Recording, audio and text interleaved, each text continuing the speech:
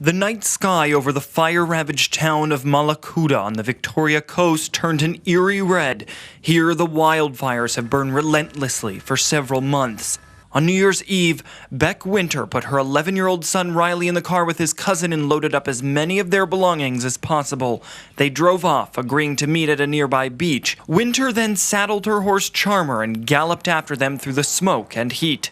But I didn't know whether we were riding into the fire or exactly where it was, because the updates we couldn't get any updates.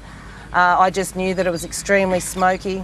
I could feel heat, and I don't know whether that was from the sun or whether it was, from the fire, the heat from the fire moving towards us.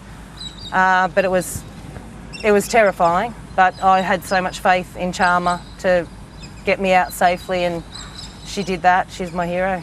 Beck's family are now staying at a hotel. The owners of the waterfront, which has a grassy paddock in the back, posted on Facebook for people with horses to come and leave their animals with them if they have nowhere else to keep them due to the fires. It's the most gentle horse you could ever see. I mean, it's woke me up knocking its head on my back window, whatever morning it was. I forgot I'd actually had a horse in our backyard, so it was an interesting experience. We normally are quite dog friendly and for the beer garden, but yeah, it's just really just helping out whatever we can do. But yeah, once I said, it's not about us, it's about getting through as a community. A local town is going to go through pretty tough times, and there's people that have lost their houses, there's been lives lost, and so yeah, it's a tough time for all.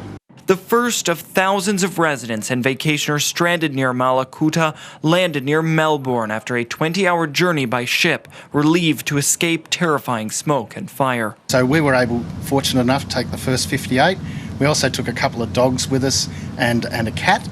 And so our focus and our aim was really to get the minds of the people who've been in distress, just enable them to relax their minds a little bit and make their way to try and get them back to normality. Yeah.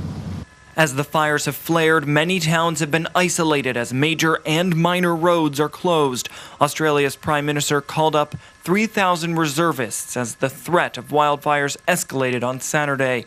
More than 5.25 million hectares of land has been burnt this fire season, and over 1,300 buildings have been destroyed, according to the latest estimates. At least 23 people have died due to the fires. Reported by Alexander Kulibaba for UATV.